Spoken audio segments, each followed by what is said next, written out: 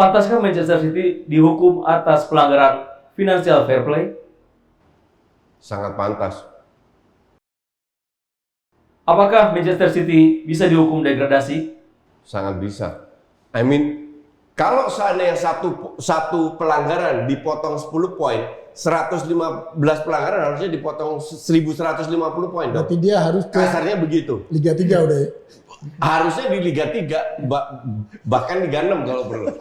Nggak, ini Tapi kata si Pep, kalau saya nggak salah, nggak tahu saya ketep, ke Liga 3 pun saya tetap akan melatih ya, Manchester City. that's okay. Kalau saya jadi Pep, saya akan lakukan hal yang sama, makanya saya dapat 25 juta setahun.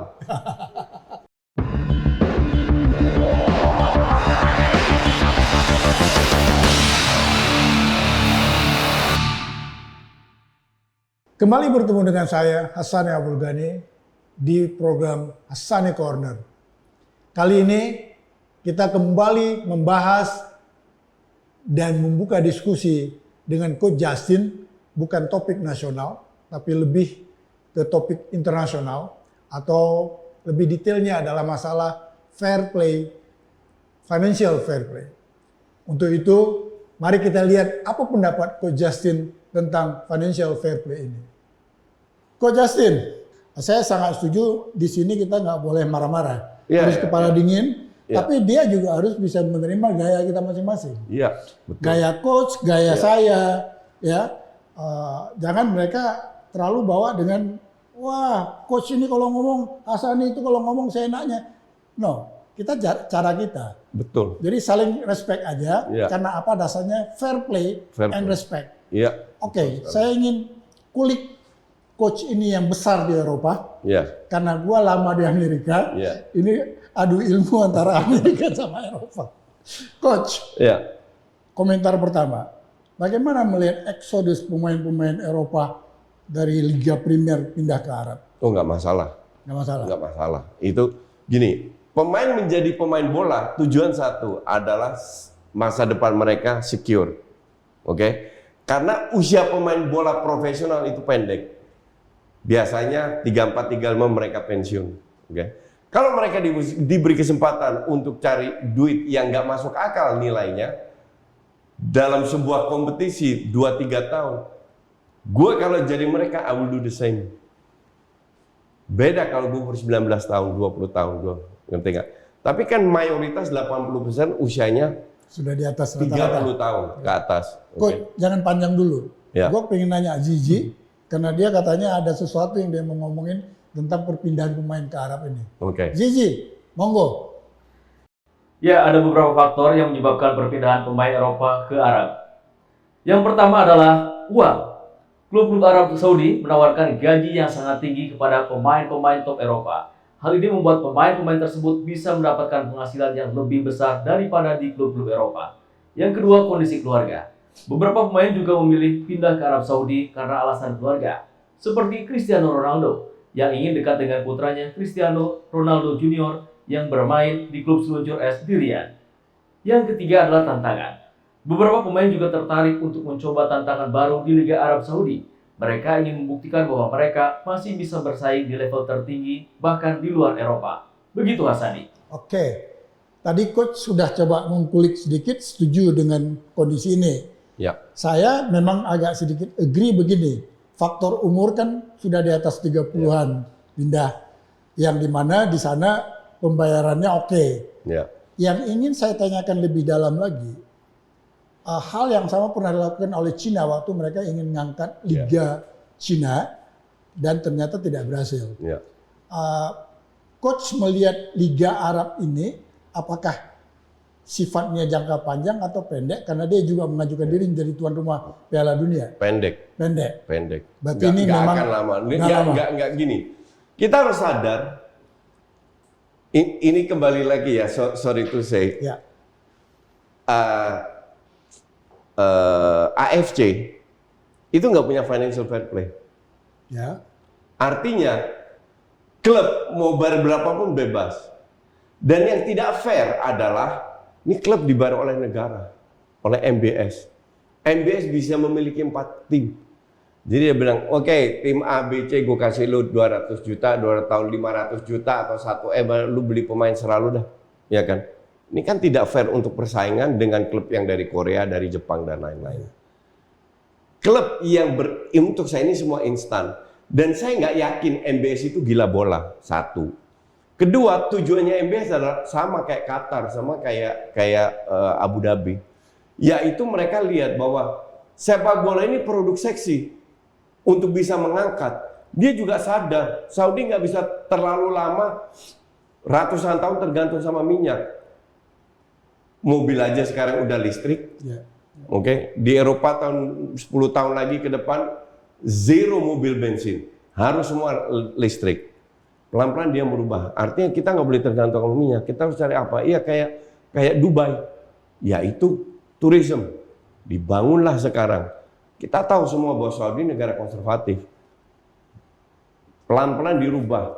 Cewek boleh nyetir, boleh masuk stadion, hijab nggak wajib dan lain-lain. Aturan-aturan salah satu aturan dia lakukan meniru Qatar adalah membuat orang tahu negara Saudi itu apa. Kapan sih kita fair aja? Berapa orang sih yang terpikir, oh ya gue mau liburan ke Saudi? Nggak ada. Kecuali kalau orang Islam umroh lah ya. Kalau umroh, di luar umroh itu bukan liburan, itu ibadah, ya kan? Kalau liburan kan nggak ada. Ke Qatar dulu, mana ada kita liburan ke Qatar? Kita liburan ke Abu Dhabi, iya. Dubai. Itu iya. Saya menarik, berarti ini strategi sebenarnya. Strategi jangka panjang ya.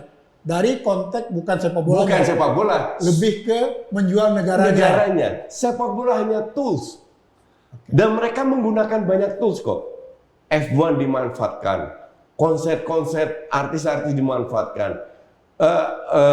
Match tinju dimanfaatkan. Salah satu adalah sepak bola. Itu yang saya juga angkat tabik kepada Pak Jokowi. Kan kita punya culture yang cukup indah. Ya. Kita punya wilayah yang cukup bagus. Banget.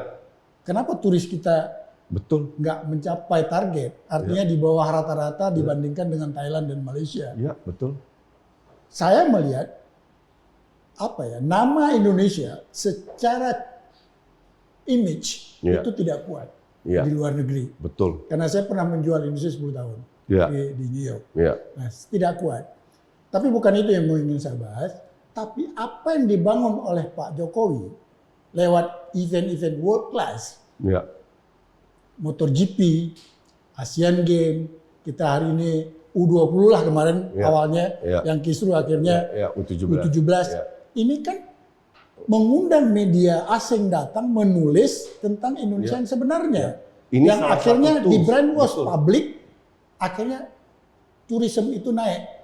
Saya melihat arah yang seperti Coach katakan tadi, Arab Saudi, dari sebuah negara konservatif, very konservatif, ingin merubah dirinya, walaupun nggak semua orang setuju, tapi di try. Lewat sepak bola khususnya. Lewat sepak bola. Salah satunya. That I'm agree with you, Coach. Nah, tadi Coach coba mengatakan financial fair play tidak berlaku di AFC. Hampir tidak kita lihat. Tapi financial fair play ini ada di UEFA dan di Liga Premier League. Pandangan Coach tentang financial fair play ini bagaimana? Fakta juga.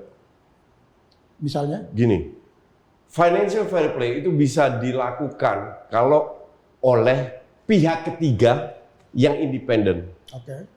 Kita tahu Nasser, presiden PSG, itu adalah salah satu board of director di UEFA. Pada saat dia masuk di UEFA, dia punya influence.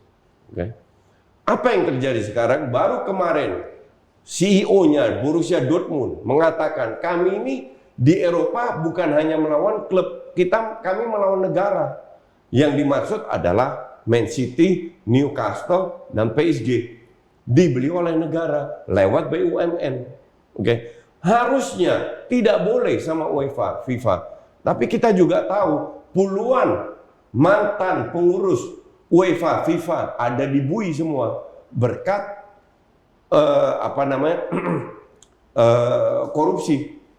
Dan yang kocak baru-baru saja terjadi yang dilakukan oleh Gianni Infantino adalah menunjuk Saudi Arabia sebagai tuan rumah. Itu sudah saya prediksi. Ya. 1-2 tahun sebelumnya. Kenapa saya bilang? Apa yang dilakukan oleh Gianni Infantino?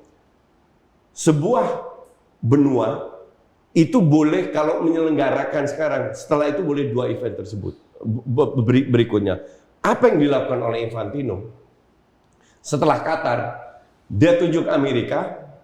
Oke, Amerika Kanada. Artinya Meksiko. baru 2 kali dia bisa. Itu plus setelah Amerika dia tunjuk 3 benua, kan lucu.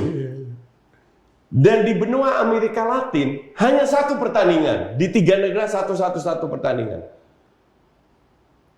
Nggak make sense. Tujuannya satu, biar semua benua nggak bisa jadi tuan rumah, tunjuklah Asia yang bisa, Australia mundur dengan segala tekanan. Tunjuklah Saudi. Oke coach, sebelum melebar, ini nanti kita ngomong World Cup-nya, tapi di lain kesempatan. Nah ini financial fair play. Ya. Sepengetahuan saya ini, kan ini kalau di UEFA tidak boleh sebuah klub peserta UEFA anggotanya rugi selama 3 tahun berturut-turut di atas 60 juta pound sterling, 60 juta euro. Ya. Makanya kalau melanggar itu mereka kena penalti lah. Ya. Ya, itu satu. Kalau yang di Liga Premier League itu 3 tahun berturut-turut tidak boleh rugi 105 pound sterling, juta pound sterling. Ya. Maka itu Everton kena karena dia sudah rugi 126 juta pound sterling. Betul. Berarti 20-an itu. Ya. Nah, menurut coach ini hal seperti itu menarik atau ini bagaimana? Itu menarik. Ini menunjukkan betapa faktanya UEFA atau Premier League. 1 pelanggaran, potong 10 poin. Man City melakukan dituduh 115 pelanggaran, 0 potongan. Belum. Karena dia perlu bukti kali. Iya. Kalau sebagai FA berani menuduh 115, apa nggak ada 1, 2, 3 yang solid bukti tuduhannya? Kenapa nggak bisa disanksi sekarang? Nanti kan bisa banding. Kenapa Everton disanksi sekarang? Sorry Coach. Ya. Saya coba melihat, nanti saya akan ngomong perbedaan financial fair play sama Amerika yang dia buat salary cap. Ya. Nah, ini menurut saya nih. Ya. Kenapa City belum berani diambil keputusan? Karena kalau seandainya dia mendapat duit dari sponsor Etihad, bisa menutupin kerugian yang dianggap selama ini rugi, maka selesai. Itu pandangan saya. Karena apa tadi? Masih ada kolerasinya karena si pemiliknya bagian dari Abu Dhabi tadi. Ini pemikiran saya. Tadi Anda mengatakan bahwa klub tidak boleh rugi 30 di Premier League. Itu kan di atas kertas. UEFA pun memiliki aturan financial fair play. Aturan financial fair play ini kan diperkosa sama PSG sama Man City. Caranya gimana? Very simple. Oke. Sponsor, contoh sebuah perusahaan. Perusahaan obat lah. Oke. Perusahaan obat sponsorin banyak klub. Rata-rata di angka 50 juta, Perusahaan airlines, sponsoring di klub rata-rata 100 juta. Sponsoring PSG dari 100 menjadi 300, 200. Jadi sponsornya di markup. Kenapa? Ya orang-orangnya sendiri. It is my point. Ya, itu orang-orangnya sendiri. Jadi aturan financial fair play di Eropa sama di FA nggak berlaku. Kenapa? Lah, bahwa City akan bilang sebuah brand mensponsorin Arsenal, Liverpool mungkin dengan 50 juta, dengan saya bisa 200 juta. Itu suka-suka sponsor. Nggak bisa. Karena kalau dikulik-kulik ulang lagi, sepupunya yang jadi CEO. Itu yang saya maksud gini, Coach. UEFA atau Liga Premier League ingin membuat sistem memprotek supaya tidak ada orang-orang yang punya uang tadi terlalu berkuasa dengan cara dia. Maka dibuatlah sistem. Ya. Nah, tapi yang namanya manusia kan selalu ingin mendobrak sistem. Ya. Sebelum dijawab kok, saya ingin ke Zizi dulu. Dari tadi udah senyum-senyum aja. Ini seakan-akan kita tinggalin. Zizi, mau tanya sesuatu pada coach? Ya, Coach. Pantaskah Manchester City dihukum atas pelanggaran financial fair play? Sangat pantas. Apakah Manchester City bisa dihukum degradasi? Sangat bisa. I mean, kalau seandainya satu pelanggaran dipotong 10 poin, 115 pelanggaran harusnya dipotong 1.150 poin. Berarti dia harus ke Kasarnya begitu. Liga 3 udah ya? Harusnya di Liga 3, bahkan Liga 6 kalau perlu. Nggak, ini Tapi kata si Pep, kalau saya nggak salah, nggak tahu saya ketep, ke Liga 3 pun saya tetap akan melatih ya, Manchester City. that's okay. Kalau saya jadi Pep, saya akan lakukan hal yang sama, makanya saya dapat 25 juta setahun. It's about money ya? It's about money. Ujung-ujungnya itu. I'm fans of Pep Guardiola. Gue fans cara bermainnya City, bukan klubnya. Tapi cara manajemen klub City is just not fair. Ini baru Abu Dhabi. Kita nggak tahu nih tingkah laku Newcastle kayak apa nih. Sekarang masih low profile karena belum banyak sponsor masuk. Ujung-ujungnya kayak itu juga. Coach, di sini saya melihat perbedaannya. Kalau yang namanya salary cap, yang Amerika sudah berlaku 40 tahun, kan sebenarnya financial fair play ini di eranya Michael Platini jadi presiden. Ya. UEFA mengadop apa yang dibuat oleh Amerika. Ya. Di Amerika kan American football yang memulai ini. Ya. Tapi saya mempelajari lewat NBA. Oke. Mereka tidak memberi sanksi penurunan poin. Ya. Tapi ada batasan salary cap. Ya. Sempat waktu itu berkembang, salary cap kenapa gaji orang dibatasin? Bukan. Jadi salary cap itu dibuat oleh NBA yang saya pelajari, itu berdasarkan income yang didapat yang disebut basketball related income. Oke. Jadi dia dapat uang masuk ke, income yang masuk ke basket lewat broadcast, lewat sponsorship, Sponsoring, lewat merchandising, ticketing, segala macam. Ya. Nah, itu dengan total angka sekian dibagi 30 tim, Ya. maka setiap tim, jadi gini, income related income ini diberikan haknya 50% kepada pemain. Oke. 50% lagi kepada Klub. pemilik Ya. klub. Maka salary cap yang diberikan oleh peraturan yang dibuat NBA itu sebesar 50% yang hari ini setiap klub itu kalau saya tidak salah di 150 juta. Per player. Per tim. Tim. Oke. Jadi per tim itu boleh belanja dengan 150 juta kalau saya nggak salah ini. Ya, ya. Nah, kalau ada kelebihan itu macam-macam polanya. Misalnya coach bermain di klub A misalnya. Waktu saya pindahkan ke klub B, itu saya harus tukar dengan harga yang sama. Ya. Tidak boleh saya langgar. Ya. Yang boleh saya langgar, coach sudah bermain di klub saya, Ya. lalu saya extend kontraknya.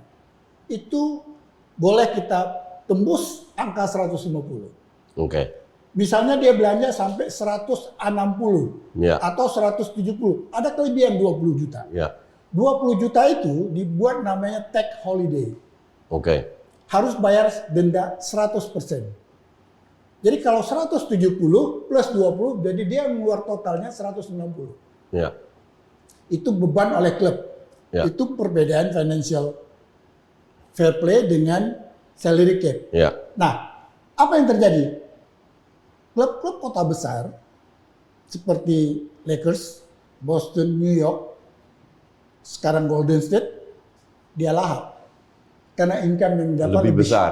Ya. Tapi klub Oklahoma, klub yang ada di misalnya State New Orleans, kecil, state ya, kecil, dia cepat-cepat melepas pemain ini Ya. supaya tidak ada double tadi. Ya. Nah itu kira-kira gambaran perbedaannya. Ya. Tapi sebenarnya semua sistem ini dibuat supaya keserakahan Ya. klub, keserakahan pemilik Dibatasi. dibatasi lewat Ya. sistem. Ya. Betul. Mungkinkah hal itu suatu hari di Indonesia terjadi, Coach? Mungkin. Mungkin. Gini, kita tidak bisa bandingkan dengan NBA karena NBA hanya melingkup berapa 20 klub atau 30. hanya 30 klub.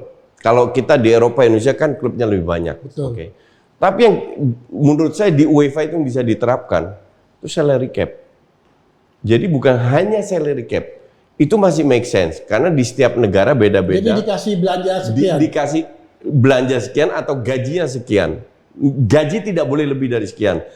Karena klub kayak Man City bisa gaji pemain jauh lebih besar daripada Arsenal, daripada Spurs, daripada Fulham, ya kan? Dengan memarkup income mereka. Ya. Tapi saya rasa salary cap itu whatever gaji lu berapa atau apa pemain ini khusus untuk pemain ya. Ya. Itu bisa diterapkan bahkan di Indonesia juga. Dulu teman saya di sepak bola Indonesia kan banyak. Mereka tahu saya nggak nonton sepak bola dan saya nggak begitu peduli dengan sepak bola Indonesia. Tapi saya sering dengar omongan kan. Pemain luar dulu itu gajinya masih sekitar pemain luar yang bagus sekitar 1 M-an. Sekarang udah sampai 3, 4, 5 M yang saya dengar. Artinya nggak bisa bersaing dengan pemain lokal yang bagus, ya kan? Nggak bisa ke level itu. Dan ini tidak fair untuk klub yang lebih kecil. Nah, liga kita ini kan lagi berkembang. Nggak bisa kita adu klub besar sama klub kecil. Klub kecil akan tenggelam. Oke? Untuk menyelamatkan klub kecil, membatasi klub besar, yaitu salary cap untuk pemain. Coach, jangan banyak-banyak ngomongnya, nanti kita kehabisan bahan nih. Menarik nih Coach. Saya samperin ke Zizi dulu. Ada yang saya mau tanya nanti ke Coach masalah industrinya. Ya. Karena menyambung dengan fair play yang tadi Coach menarik saya dengan kalau di Indonesia. Zizi, menurut Zizi apa keuntungan dan kerugian dari penerapan salary cap?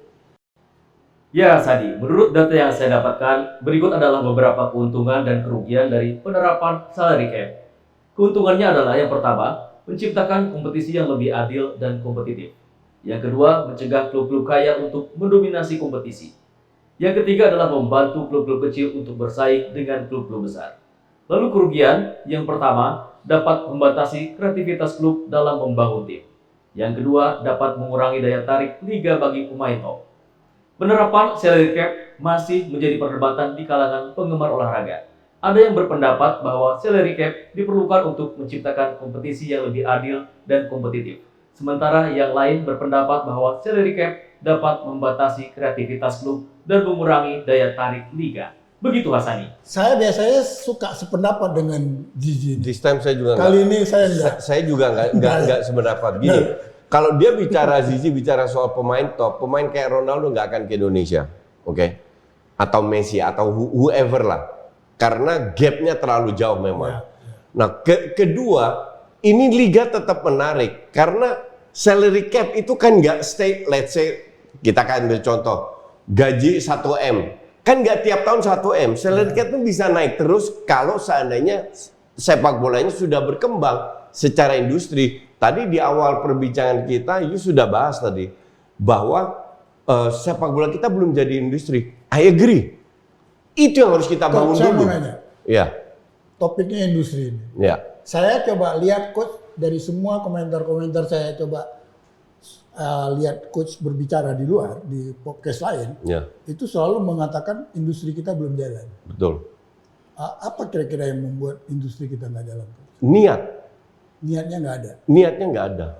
Saya pernah bicara dengan sebuah brand nasional yang besar sekali.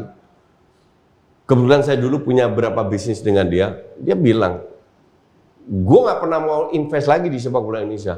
Kenapa? Karena pertanggungjawaban aja nggak ada. Jadi mereka merasa dikadalin. Gue merasa sepak bola Indonesia ini dikuasai oleh segelintir orang. Makanya Nurdin Halid waktu itu keluarkan aturan yang boleh jadi pengurus hanya yang sudah 5 tahun berkecimpung di dunia sepak bola, which is ridiculous untuk saya. Aturan yang ridiculous. Itu kan aturan yang dibuat mendadak yang bisa dihilangkan juga. Coach, saya nggak tahu pendapat Coach. Tapi ini hasil riset kami yang berkaitan tadi waktu saya ditunjuk jadi tim ad hoc. Satu kan tadi saya katakan masalah grassroots. Kan harapan saya dengan kita bangun sistem school excellence akan melahirkan bibit.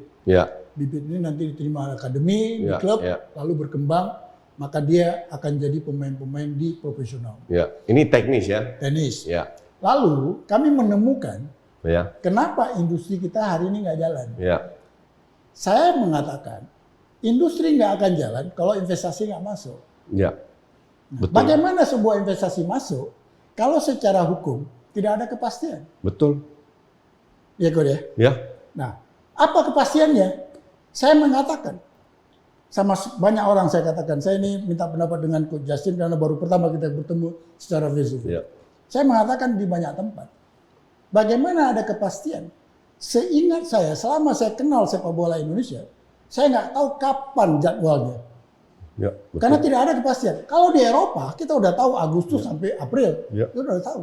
Ya. Nah, setelah kami selidiki lewat tadi tim kecil, ternyata salah satu yang menghambat industri itu tidak jalan. Kenapa investasi nggak masuk dan tidak ada kepastian? Izin keramaian. Ya, Izin keramaian inilah yang menjadi istilah saya duri dalam daging. ya. Kalau- Dan itu agak kocak sebenarnya. Ya, saya mengusulkan lewat impres tadi, izin keramaian ini dirubah menjadi izin industri. Jadi klub-klub yang bermain di Liga 1 yang dianggap profesional, dia sudah tahu kepastian, Ya, maka klub-klub ini bisa mencari uang. Ada dua. Ada 10 klub saya lihat punya potensial IPO. Ya kan itu dunia lagi begitu. ya. Tidak hanya mengandalkan kondisi. Bali sudah Bali menjalankan. sudah.